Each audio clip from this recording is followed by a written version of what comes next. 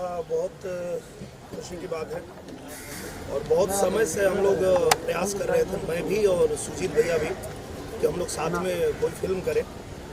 और चूंकि फिल्में तो हमने बहुत सारी की है साथ में, पर तब भैया सहायक निर्देशक हुआ करते थे और उस समय हम लोगों ने 4-5 फिल्में साथ में किया था।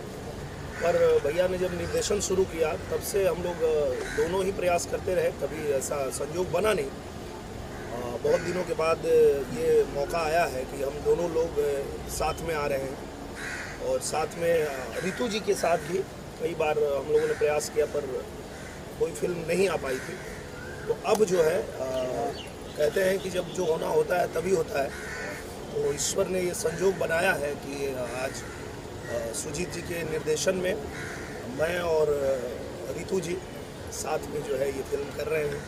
और जैसा कि इस फिल्म का टाइटल है आर्मी, तो आप समझ सकते हैं कि जिस तरह का इनका टेस्ट है हमारे सुजीत भैया का, एक्शन मूवी ज़्यादा जो है इनके लोग पसंद करते हैं, तो ये भी एक्शन से भरपूर मूवी होगी। पर ये भी आप देख सकते हैं कि जिस लुक में रितु जी बैठी है, तो पारिवारिक बैकग्राउंड भी है सिनेमा में बहुत बढ़िया, तो फुल पैकेज मिलने वाला है। और चूँकि ओम झा जी हैं फिल्म के म्यूज़िक डायरेक्टर, तो इसकी गारंटी पहले ही मिल जाती है कि फिल्म का संगीत जो होगा वो एक नंबर होगा। क्योंकि आज आप लोगों के आशीर्वाद से मुझे लगता है कि भोजपुरी की 90% फिल्में जो है वो ओम झा जी ही कर रहे हैं, अगर मैं गलत नहीं हूँ। सही बात, बिल्कुल। हाँ, ओम जी, तो ये उनकी मेहनत है, उनकी लगन है, उनके अंदर वो गुणवत्ता है कि उन्होंने प्रूव किया है अपने आप को। तो आज जो है हर निर्देशक, हर निर्माता चाहता है कि ओम जी उसकी फिल्म करे ताकि लोगों को अच्छे गाने वो दे सकें। और बाकी गानों के मामले में हमारे जो सुजीत भैया हैं, इनका तो कोई जवाब ही नहीं है। मतलब जो गाना ये बनाते हैं जिस हीरोइन के ऊपर, उस हीरोइन का ट्रेडमार्क ही बन जाता है। एक गाना इन्होंने आम्रपाली जी के साथ बनाया, रातें दिया बुता के, और मुझे लगता है कि कोई ऐसा फंक्शन नहीं होगा जहाँ पे आम्रपाली जी जाएं और वो गाना ना परफॉर्म करें, वो या डिमांड ना आए। एक गाना इन्होंने बनाया निधि झा जी के साथ, लुलिया, तो उनका नाम ही लुलिया पड़ गया। मतलब इस तरह का इनका भी है। तो मैं ऐसी उम्मीद रखता हूँ कि आर्मी में भी कोई ऐसा गाना दे कि मुझे भी आगे से लोग फौजी कहना शुरू कर दें। और रितु जी को भी कुछ एक ऐसा गाना दीजिए भैया कि इनका भी नाम कुछ एक ट्रेडमार्क बन जाए। सर, गाने की बात चल रही तो आपके यहाँ एक होली का गीत आया है, अगर 2 लाइन गुनगुना दे तो। बहुत सारा आया, आप कौन सा आप सुनना सर? ये होली के आए हैं पाव लागू वाले। अच्छा, होली के बधाई बाटे गोड़ लागी पहुना, स्वागत ससुरारी में बगोड़ लागी पहुना, गोड़े लगबू खाली गोड़े लगबू, कहियो गले हमारा लगबू की गोड़े लगबू। सर, जो आंकड़े मेरे पास है, लगभग आपने आपकी आगे वाली प्रोजेक्ट को मिला के आपने हाफ सेंचुरी तो कंप्लीट कर दी है भोजपुरी इंडस्ट्री में। क्या कुछ बदलाव देख रहे हैं जो शुरुआत से लेके अब तक में? हाफ सेंचुरी नहीं, मैंने सेंचुरी मार दिया है।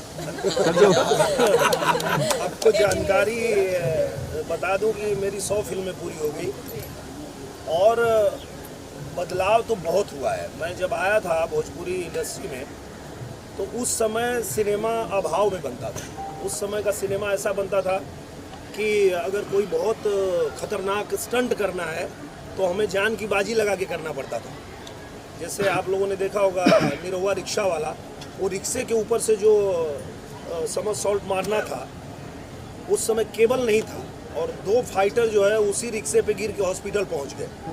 उसके बाद फाइट मास्टर भी सोच लिए हीरो नहीं करेगा और डायरेक्टर साहब भी सोच लिए कि हीरो नहीं करेगा क्योंकि इसके सामने ही 2 लोग घायल हुए हैं और केबल था नहीं। पर मैंने जान की बाजी लगा दी कि ऐसी ज़िंदगी से क्या फ़ायदा है जब कुछ बन ही नहीं पाए।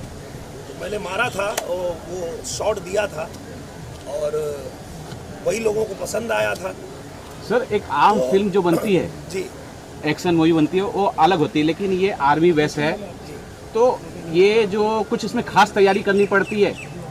हाँ, तैयारी तो बहुत करनी पड़ती है क्योंकि देखिए, आप जब किसी ऐसी फिल्म को बनाते हैं जो किसी ऐसे खास सब्जेक्ट पे बन रहा है जिसमें कुछ नियम कानून होते हैं। जैसे आर्मी में अगर आप देखेंगे तो उनके कुछ हेयर स्टाइल का उनका कुछ रहता है, उनके कुछ बैच होते हैं, उनका कुछ चलने का तरीका होता है, ड्रिल होता है, बहुत रूल्स होते हैं बहुत सारे।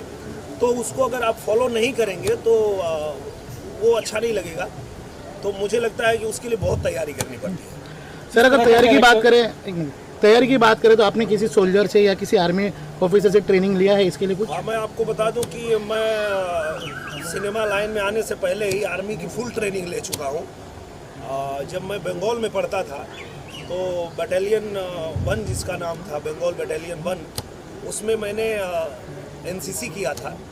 और एनसीसी इसलिए ही कराया जाता है कि भारत सरकार हमारे देश के बच्चों को आर्मी की पूरी ट्रेनिंग अपने खर्चे पे देती है, और जब भी देश में आपातकालीन स्थिति होती है तो उनको बुलाया जाता है और उनको जाना पड़ता है, वो किसी भी फील्ड में हो।